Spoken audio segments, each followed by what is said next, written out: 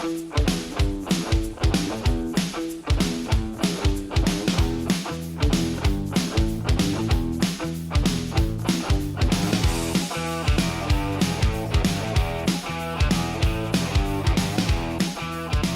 is Brian Barr. I'm the CEO and founder of a company here in Chicago called Victory Lab.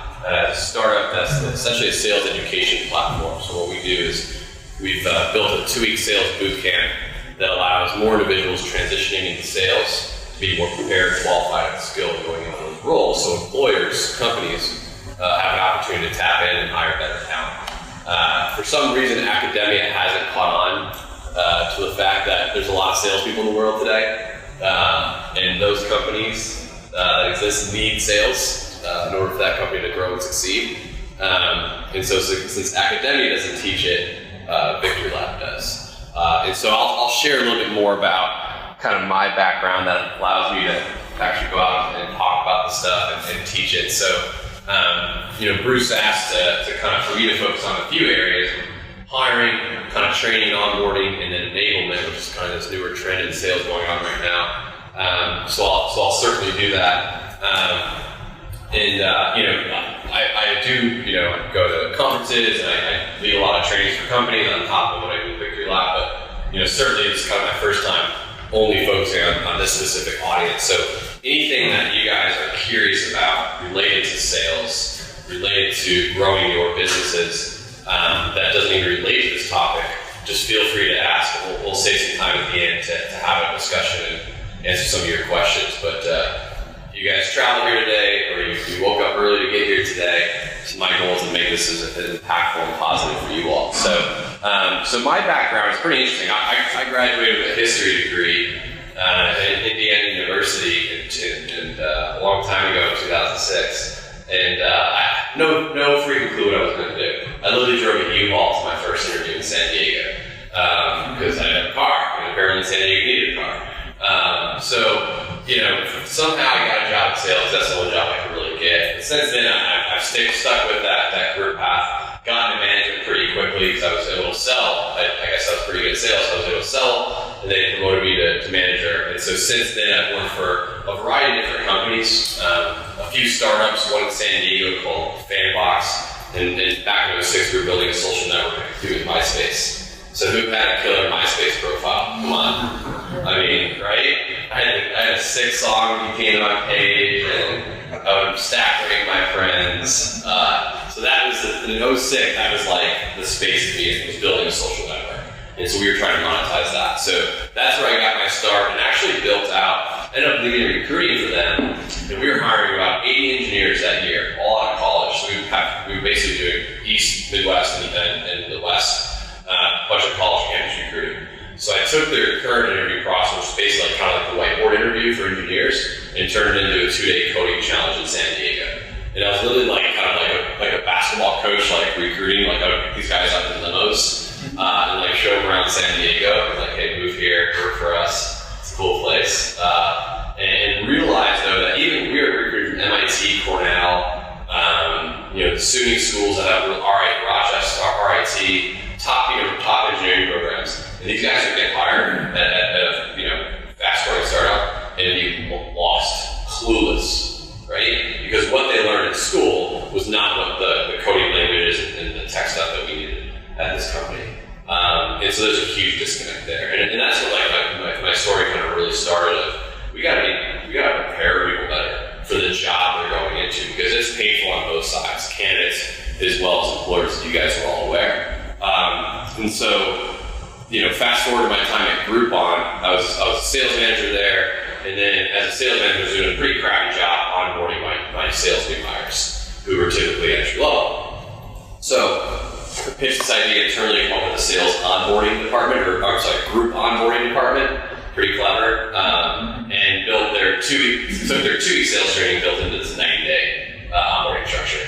And in a year and a half, I had 450 reps go through it. And the financial impact it had on the organization, as well as cultural, as well as retention, was pretty significant. And so again, kind of realized, wow, look what an extra little training does. and support does to help our employees do better. So I've kind of developed a little bit of a niche and an acumen and kind of a passion for that space because, again, it does impact people on both sides so much. Like, has everybody in here, like, everyone has a salesperson on the team or does a lot of sales themselves? Who has a full-time salesperson working for them right now? Okay. Who plans to be hiring a salesperson in the next 6 to 12 months? All right, that probably makes up about maybe 70-80% of the room. Cool. So I'll have some things that I hit on with that. But as you can see, I spend a lot of time doing this stuff, and so I'm going to share with you kind of my thoughts around hiring. When I think about hiring salespeople, I think about efficiency and predictability. Right? How do I make my hiring process as efficient as possible? Because the interesting thing about a salesperson is they're direct revenue. Right? So if I have an annual revenue goal of 2017 of $5 million, there's a huge difference financially hiring that person in February versus hiring that person in June towards that goal. And so it takes a while. It takes typically 28% longer to hire salespeople, okay, than compared to other positions. And that's costly for organizations. So I look at efficient hiring practices and honestly predictability. Right? It's hard to hire salespeople, as I'll make that point, but how do you make that process predictable? And then developing, right? When I think about onboarding and developing talent, to me it starts in the interview process of managing those expectations from the front, from the get-go, right? You never want to sell a job that doesn't exist, right? So I'm really clear about what the expectation is of what success looks like for an organization, and then provide the right structure, tools, materials to get them there. Enablement, I'm going to focus on enablement that works. Again, who's familiar with the term sales enablement? Okay, a few. Yeah, it's a newer trend that's kind of capturing sales forces right now. So I'll hit on kind of if you wanted to build one, if you found that to be successful for you. So I'll kind of hit on like a checklist for that. To say, hey, here's what I need to do to build that out. And then, as I mentioned, we'll save some time at the end for some questions out there. So there are 14.2 million sales professionals in the U.S. today. This is a full-time, Department of Labor full-time roles. That makes up roughly about 12.5% of the U.S. workforce is a full-time salesperson. There's an argument, right, that everyone else is selling as well, right? If there's one thing we have in common, we probably all need to know how to sell or learn to sell at some point in our lives. So when I think about hiring salespeople, it's not that hard to hire a salesperson. There's so many of them, right? And there's a lot of people who are unemployed who are applying for sales jobs. That's typically the career you think you can get when you can't get something else, which is a whole other problem, okay? And so the question isn't about how do I hire a salesperson, right? They're everywhere. You can always meet them. The question is, what's a great salesperson? How do I hire the right salesperson? Okay, that's what really matters. And so, when thinking about that question, you should be asking, okay, what makes a great salesperson? And the answer is actually pretty complex. So I worked at Groupon for 4 years. I also worked at ThinkCircle, which is a startup education company here in Chicago. Selling to education is difficult, to say the least, in that space, right? It's definitely more your enterprise level stuff. So if anyone targets healthcare, government, education here, right, those are typically a little bit tougher to tap into. And so what I was looking for there as the VP of sales versus a Groupon are completely different. And so here are typically 9 things that I've outlined when looking and measuring who could be my next great salesperson. Personality, that's typically what people think about when they think about hiring a salesperson. I sit down in my interview, I like you, nice guy, good questions, right? Wow, she was really well prepared. I got along with her. Whatever it may be, it's typically that's where we make our hire, is on that personality, on that intuition, right? Certainly somewhat of experiences as well, right? What have they done in the past, right? That makes them possibly good for this job in the future. Now, the one thing I'll say about experiences, though, is to really look outside of just sales in general, because success in the sales career is not typically easy. If you ask IBM, Microsoft, or really anyone, if you guys have a team of several people, there's typically your top performers, which makes up around 20% of the organization. Your middle performers are doing pretty good, not great, about 60% of the organization. And then the people who just aren't making it, aren't cutting it. And that's another 20%, right? No one ever made that hire and said, this person's going to be in the middle 60. This is going to be like bottom 20, right? We all hire great players, right? They just don't always turn out that way. And so this hiring structure is designed to make sure you're hiring great players. Sales acumen, is it important for that person to know, have had previous sales experience or not? Or can they learn it? Can their behaviors drive their success? Emotional intelligence, probably one of the biggest things I'm looking for in people. Listening, empathy, both of those things which can be developed, but is there a certain foundation there? Product industry knowledge. For what you are selling, how important is they know the product, they know the industry which they're selling to, right? Or can they learn that in the first 90 days and we'll be fine after that? What's your work environment like, right? Who are the people? What's your culture? That's going to be a big part of their success and them staying as well. Role, size of company is a huge one. People cannot always work out at a small company. They need large organizations to provide them structure, support, hands-on management, or else they just won't be able to be successful there. So here are some factors that typically line up to become a good salesperson. As you can see kind of from my experience, they're stacked ranked differently based off the organization. So at Groupon, very different profile than Think Circa. And this was the thing that myself and our hiring team came up with. Experiences at Groupon wasn't sales experience when you're hiring out of college, but I was looking for someone who worked a couple jobs in school to support maybe pay their tuition. I was looking for someone who played a sport or did something active so they could handle adversity, know what it takes to win, know how to handle losses, and so forth. Right? That's what I was looking for. Notice how product industry knowledge and education was really big. We hired a couple non-educators to sell our product, and it didn't go well because it was a technical product sell. And all the training in the world weren't going to get them up to speed. So hiring the right salesperson is hard. So here are a couple ideas and tips for you guys to hopefully make sure you guys get the right one. So the first thing is actually finding, right? You think about hiring, you got to talk about the search. So when finding a salesperson, really finding any hire, referrals are typically 10x better. Okay? So there's a recent study that came out, they had about 128 applicants typically do job postings to make a hire.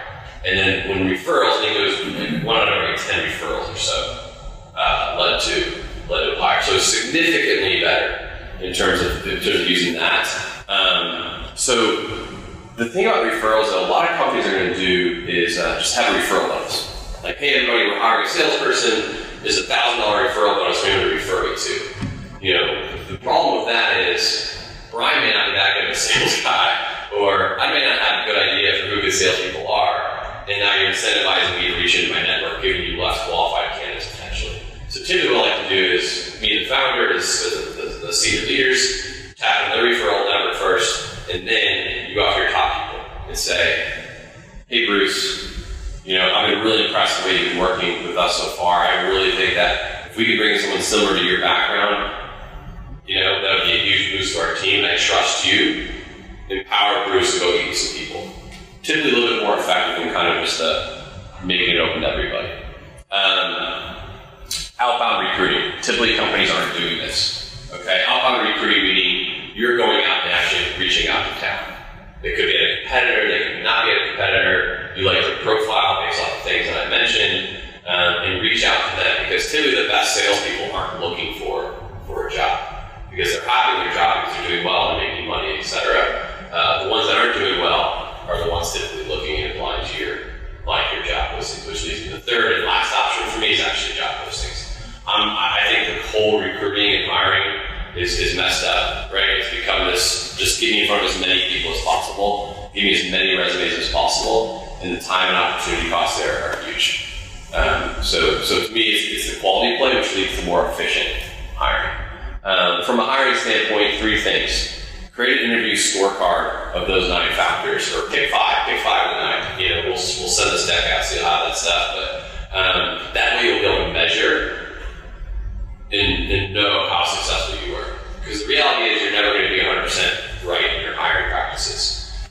look back at that scorecard and say, wow, empathy was super important for us, and we rated this person a 9. We ended up that not being key at all. Or their sales acumen, we thought that was going to be really important, ended up being not important at all. Or we thought they were really good at sales, ended up sucking in sales. How did we get that one wrong? What questions were we asking to dig that out? So that'll make you a little bit more predictable if you can measure your hiring. And I would say on average, because I work with a lot of companies around this area, I'd say probably on average less than 20% are quantifying the interview process right now. And it's a big opportunity. Hold an interview training meeting with your team. So when you make a hire for your businesses, is there typically more than one person involved? Yeah? Right? Maybe 2, 3 people involved. So get together and have a meeting or have a training on what you're looking for, why, etc. Oftentimes, we'll have other people on our team interview, but they've never gone through a proper interview training before. And the challenge there is the questions that you're asking aren't that effective. There is a science to asking good interview questions, and then there's also biases that come out when we interview people. Michael Lewis's new book, The Undoing Project, the guy who wrote Funny Ball, Flash Boys, awesome new book. Digs into, it's actually a book, literally about a book, Thinking Fast, Thinking Slow by a couple of really psychologists back in the day. And highlights decision making across something I'm really focused on, but looked at the Israeli army back in the 70s or maybe 80s when it was all male. And they looked at how generals sized up troop performance and recruited troops who could be the best soldiers for us. And what it showed was basically generals would walk in and their image of a successful soldier was someone who was physically strong in stature. Maybe tall, strong, bulky. That's what they thought was going to be the best soldiers for them. And so when a person walked in and matched that kind of profile, every other area after that, during the interview was ranked more favorably. So it could have been coordination, it could have been intelligence. It didn't matter if they were actually good or bad at those things. But the fact that they fit this profile in their mind, they were going to review everything about them more impactfully. And when we think about our own biases, the way we think about our salesperson, we probably want someone outgoing who can hold a room, right, and go up to a stranger and have a 20-minute conversation.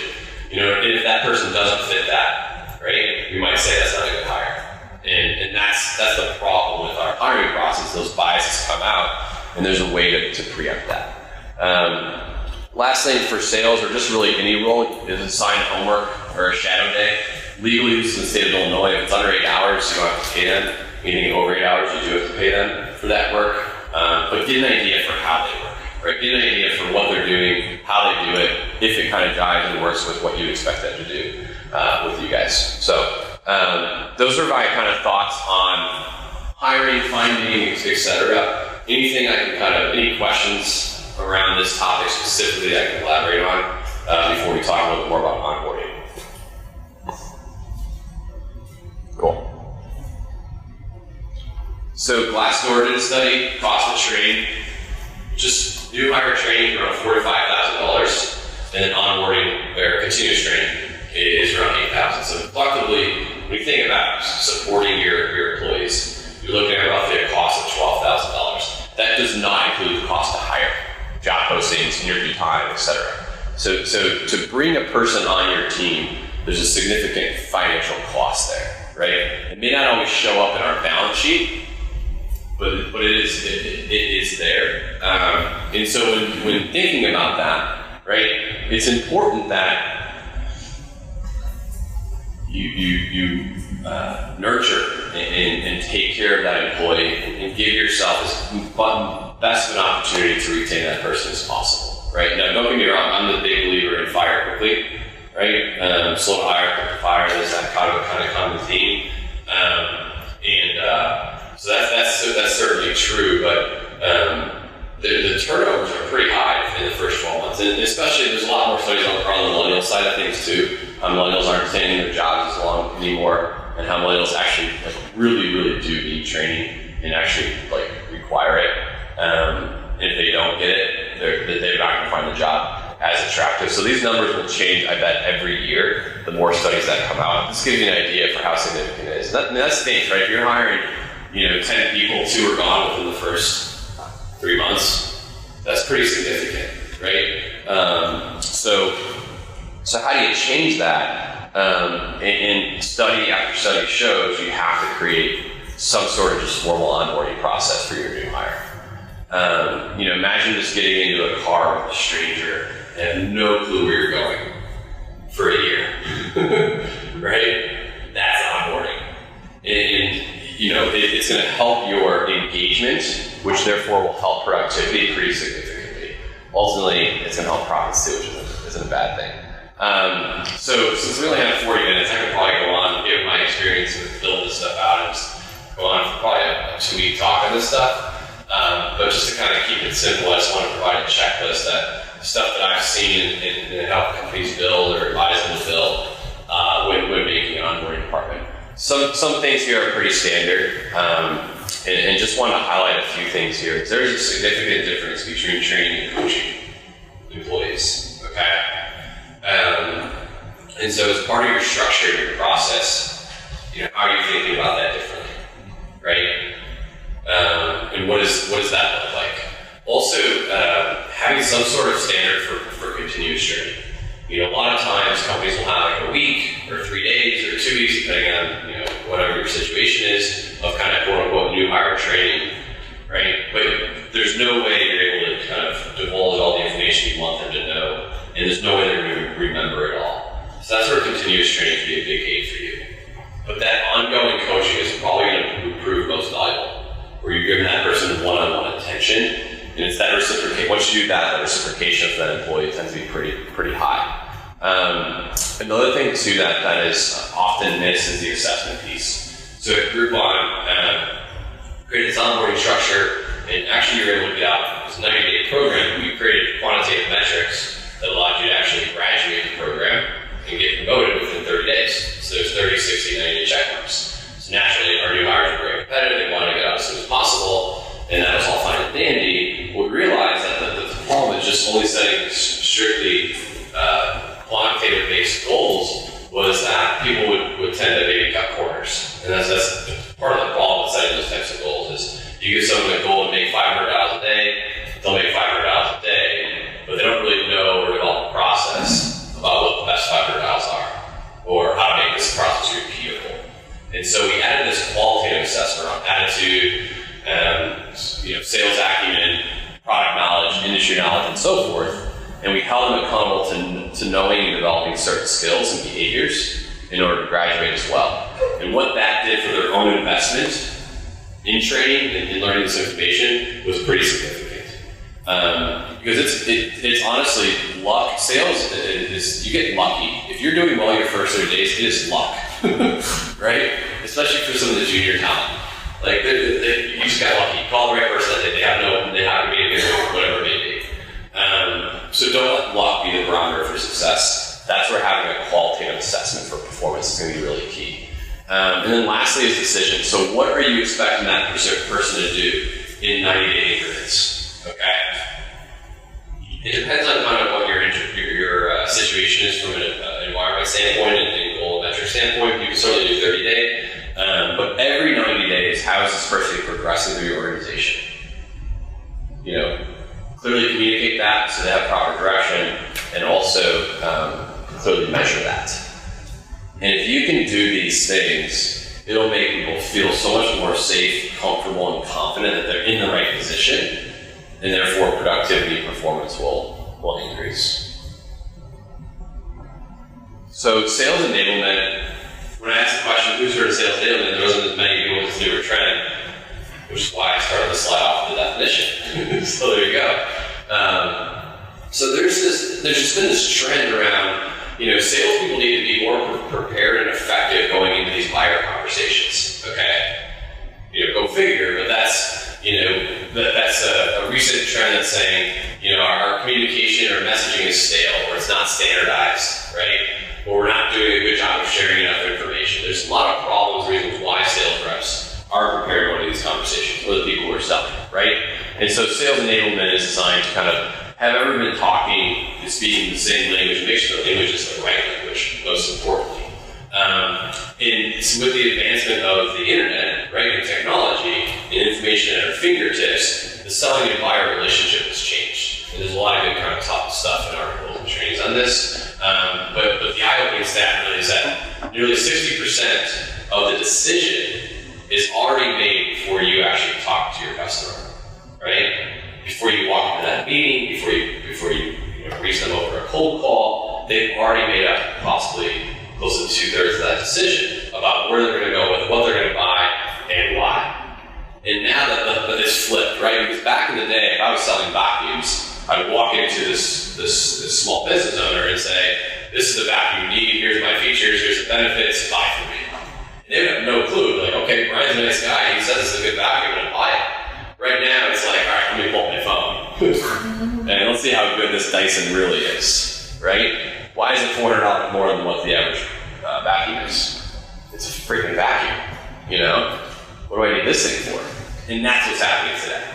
So, how do you change that, right? And that's what sales enablement kind of is trying to support organizations, saying preparation effectiveness is key because of this whole buyer thing. So, here's the kind of checklist on that one. And I'm getting cut off here, and you guys will have these slides. So, to summarize, so I have like CRM reporting, so customer relationship management tools, or some way to identify what's happening with your customers and why it's happening, why it's not happening, and some sort of reporting and dashboard. Just visibility for your sales efforts, right? And that's both on the new business acquisition as well as retention, okay? Because retention of clients is it's absolutely key today because of all this competition that's happening in the marketplace, okay? Doesn't matter what you're selling today or what service you provide, there is 2, 3, sometimes 5x more competition than there was 5 or 10 years ago. So reporting information on your sales efforts, both for new as well as current customers, is going to be key. And that from there, that typically translates into case studies, right? It's very common for organizations to spit out 2 or 3 case studies. But the problem is the organization spit out 2 or 3 case studies and they have 1,000 customers. And it's the same freaking story that's being passed around, and it's just becoming pretty stale and not effective. So when thinking about kind of evangelizing what you do, using social proof, right? One of the most powerful sales tactics you can use. Think about customer stories. Think about someone before your service, your product came to them, and then someone after, and then tell that story in your sales meetings. And then make that story as similar, as relatable to that specific company as possible, right? So if you're talking Fortune 100 business or decision makers, that might be different than talking to a regional or a small business decision maker, right? Those stories might change. What's happening also in sales today is there's more people involved in the decision. I think right now they're saying like 5.7 on average is the amount of people involved in making a decision. What they won't remember is why your stuff, what makes your, the features and benefits of your stuff, for example. But they'll remember that story when they have to sell it internally. So it has another important element there. Expertise. Has anyone heard of the Challenger Sale? It's this book that came out. Who's heard of How to Win Friends and Influence People? It's that Dale Carnegie book. A great read. It just talks about people deal with people. It was written in like the 30s, I want to say 20s or 30s. It's still the #1 book I recommend to any business owner or salesperson. But the Challenger Sale model came out recently. It's kind of catching a bit of a wave, and it focuses on teach, tailor, take control. And so it just recognizes that buyers have a lot more information, and therefore as a seller, you need to be comfortable teaching, educating your buyer on the marketplace, where it's headed, right? Where it is today, where it's headed, and why, and how you can be ahead of the curve. And then tailor your information to the person in the room, and not just deliver some blanket presentations. And then take control. Take control is a little bit difficult because typically we kind of develop this attitude in business around the customer is always right, and we also know that the customer isn't always right, right? But how do you tell them that, right? It's going to be uncomfortable, it could be awkward to tell them that, especially in a business meeting. You're actually trying to get someone to give you money, You're wrong. Now give me money. Right? Those two things don't always go hand in hand. Well, what the challenger sales actually says, actually, no, you need to do that. Because that person can't be an expert at everything. Right? If Victory Lap, right, all of a sudden needed to increase their brand awareness and exposure to collateral materials, right? Do you think I would have the first clue about what it took to do that well? At scale, at cost? Hell no. Right? Do you think people, when they're thinking about scaling and hiring their sales, do you think they know how to do that well at scale, at cost? No. And so you need to kind of sometimes have those awkward conversations. You only can do that if you have that market awareness and expertise in the industry, about your product, etc. And it becomes really, really key from a training and onboarding perspective to have that. So and the last thing is just having a process for sharing, caring, and standardizing this information. So the moment someone does buy your product and has success with it, right, how is that information circulated within the organization? So that's kind of your sales enablement checklist. Again, a newer trend that's happening in sales, but a few key things to pull out of there is that expertise aspect, the stories, and then sharing that information. So in about 25 or 30 minutes, you got the best practices needs to know around hiring, developing, and enablement.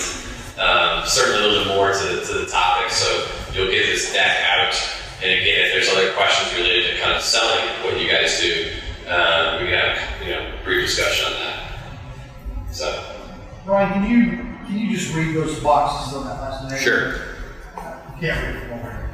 Yeah, first one is CRM, so Salesforce, Base, whatever your CRM tool is. Second is reporting. So make sure you have the right reports and dashboards for your business. Third is customer stories. Fourth is market awareness. Fifth is product expertise.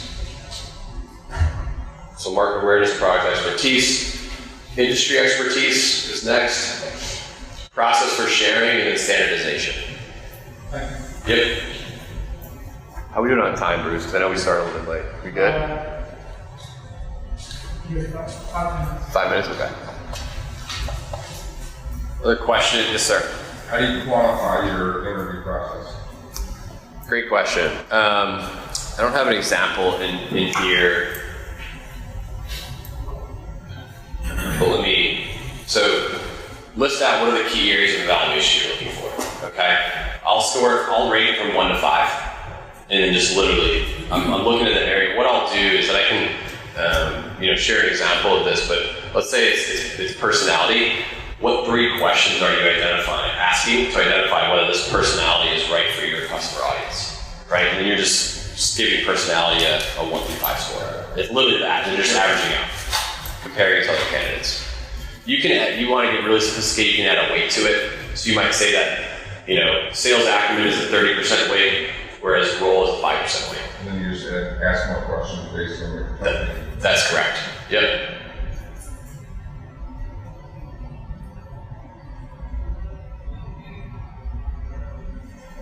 Cool.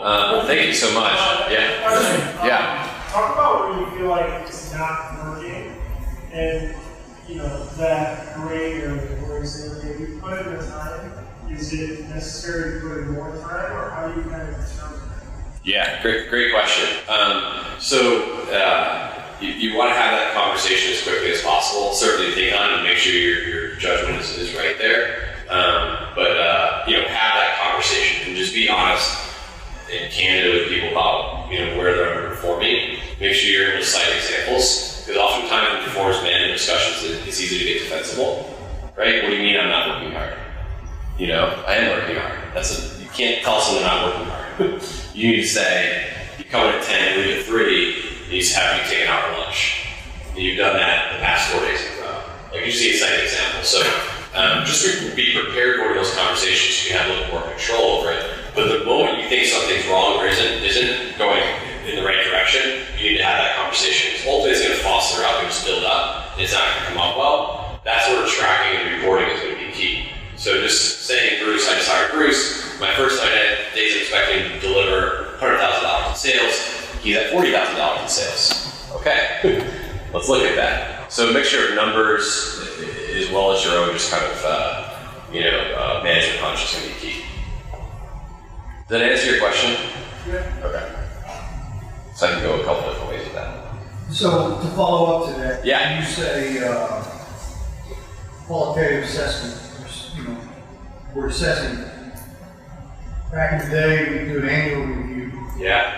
I'm assuming you're saying let's not wait that long. Let's do it every 90 days minimum, maybe even 30 days and stuff. I mean, are you moving that quickly? And that would sound like let's not even wait. Let's address it right now. That's correct. So there's the great question. So the annual review, to me that means promotion. Are you staying in the you're staying with the company? You've been here for years. You're staying with the company. You're either moving up or going to stay flat for another year, right? That doesn't mean performance management and coaching. Performance management and coaching are two different things for me.